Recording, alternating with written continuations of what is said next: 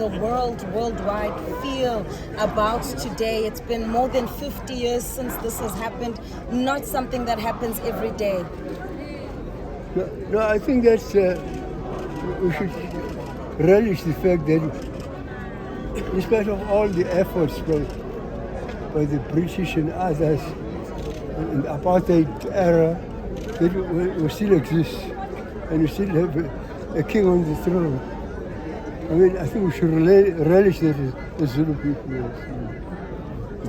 In fact, this morning the senior counsel, Advocate Matinsel, contacted me and told me that since these people are still going to court, that he has actually left his junior partner, Mr. Tony Palmer, in Marisburg at the High Court to wait and see what they have to raise. But a celebration all round for those of us who are here. Absolutely.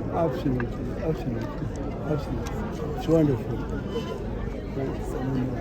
Our unity is actually our strength. Unity is strength. Brother, thank you very much for time. We'll catch up with you later. Let's speak to Mangosuthu Buthelezi, the Prime Minister of the Zulu Nation here. He will be very instrumental in leading the singing of Amahubo, the hymns. There are specific Amahubo that are sung during this ceremony, not only, not everything is sung. The king is on his way. The king is on his way. Oh, the king is on his way? Yes, from Himalaya. Okay, we will wait for him. Thank you very much. But he won't come here. He will go straight to the Kazibaya. Okay. Yeah. Okay. And then how are things going to unfold? If you can give us we'll have to dress up in traditional attire. Sure, Mr. Thomas. Prince Mangosuthu Buthelezi.